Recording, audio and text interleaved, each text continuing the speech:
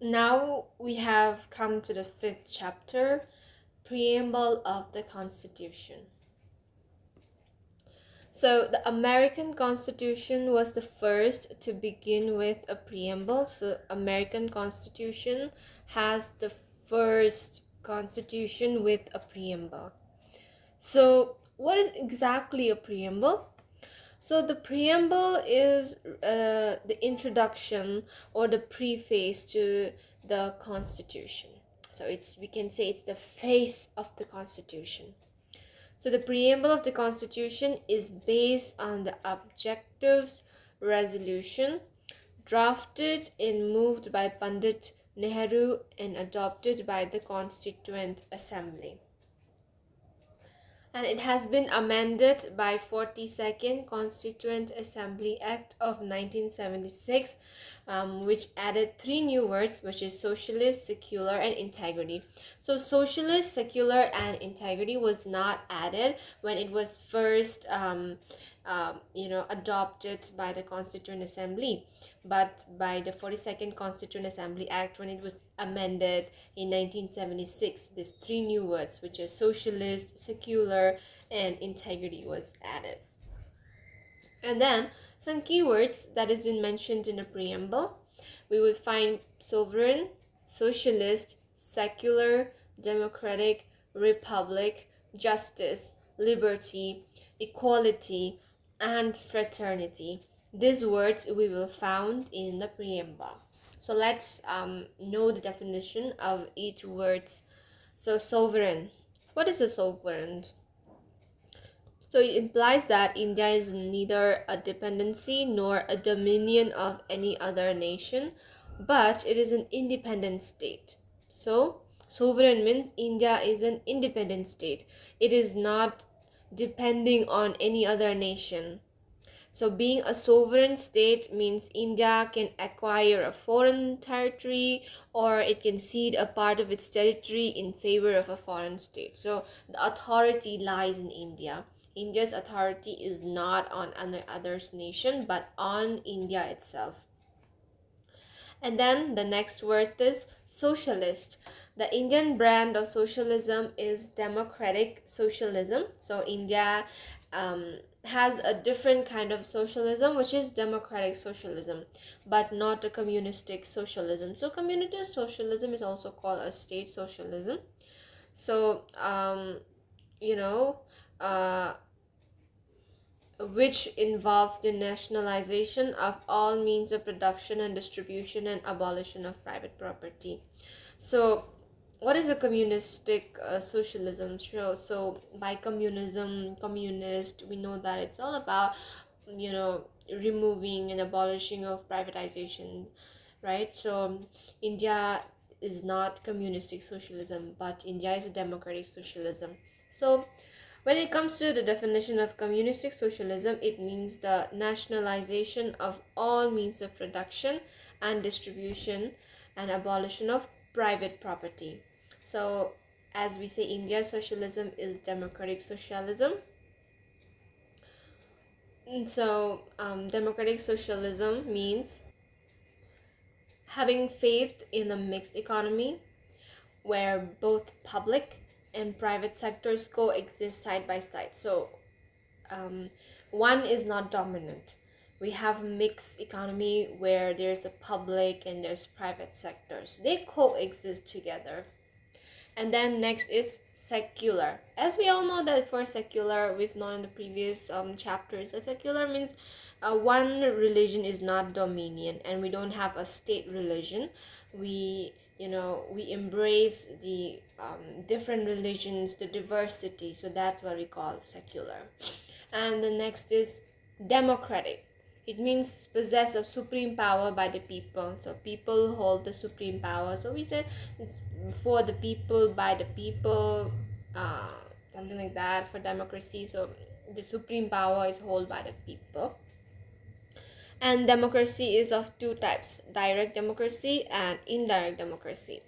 So for direct democracy, the people exercise their supreme power directly, as in the case of Switzerland's referendum, initiative, recall, and plebiscite. These are the four devices. And then for indirect, the representative elected by the people exercise the supreme power and carry on the government and make the law. So for the direct democracy, so these people, they exercise supreme power, okay, making the law or anything, people have the power, which is happening in Switzerland. But for indirect, um, we people have the right to elect, but the representative that we are electing has a right to make power to make the government. So that is what we call indirect, and it's happening in India. The parliamentary and presidential, these are the two kinds of indirect democracy. Then comes the republic. So republic means, the republic in our preamble indicates that India has an elected head called the president. So when we have the president, we have an elected president. So that is why we are called republic.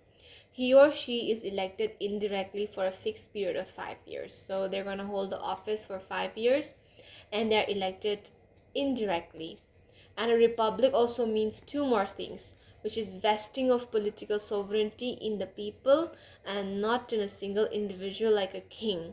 So that means by republic we mean that India is not it's not ruled by a king or by a family, but it is, the power the political power lies in the people, and it's not in just a single individual. And the second is the absence of any privileged class, and hence all public offices are open to every citizen without any discrimination. So anyone from any background, any caste, creed, race, anything, they can hold any public office. It's open to every citizen without any discrimination. So that means that is the real core value of a republic. And next we have justice. So the preamble embraces three distinct forms, which is social, economic, and political justice. So what is a social justice? By social justice, it denotes equal treatment of all citizens without any social distinctions based on caste, color, race, religion, sex, and so on. And for the economic justice, it means non-discrimination between people on the basis of the economic factors. So we cannot judge them on the basis of their economic factors. And one is political justice, which means that all individuals should have equal political rights, equal access to all political office, and equal voice in the government. So that is what political justice means. It's granted to all the citizens of India. And next is liberty. By liberty, we mean the absence of restraint on the activities of individuals, and at the same time, providing opportunities for the development of individual personalities. So that means we're given the liberation on doing any activities that we want, any activities that any individual wants. But it also comes with some limitations. But we are not given the 100% liberation, that we cannot do anything as we wish. We have to consider some rules and regulations, some limitations must be set, because we cannot enjoy absolute liberation, because who knows, it may affect some other people without without intending to affect them. So there must be some limitations. So limitations are being applied in the liberations too. And ideals of liberty, equality, and fraternity in our preamble have been taken from French Revolution. So it's very much important. This is very much important for your prelims. It can be asked in any kind of form. So always remember that French Revolution. For French Revolution, we take the liberty, equality, and fraternity, these qualities from French Revolution. And next is equality. It's the absence of special privileges to any section of society and the provision of adequate opportunities for all individuals without any discrimination. And the preamble secures to all citizens of India equality of status and opportunity. So the preamble secures to all citizens of India equality of status and opportunity. So always remember that India is not limiting or it's discriminating. It always ensures equal opportunity to equal number of people, to everyone else. There's no limitations. So India's constitution is very beautiful. And then comes the DPSP, which is Article 39. So DPSP, it secures all men and women equal rights to an adequate means of livelihood and equal pay for equal work. And then there's another principal quality, which is the fraternity. Fraternity is the sense of brotherhood. The Constitution promotes this feeling of fraternity by the system of single citizenship. So fraternity is related with single citizenship. So single citizenship, this system has been has been mentioned in the Constitution because to embrace the sense of brotherhood. And now comes the significance of preamble. It's very important. Why is preamble important? Why are we having a chapter about preamble? So now let's learn why is it. So the preamble, it embodies the basic philosophy and fundamental values, which is from political, moral, and religions on which the Constitution is based. So it embodies the fundamental values on which the Constitution have. We can know what the Constitution wants after reading the preamble. So it contains the grand and noble vision of the Constituent Assembly, and it reflects the dreams and aspirations of the founding fathers of the Constitution. Yeah, this significance is very important. You must remind this to yourself. And next, the last part of this chapter, which is amendability of the preamble.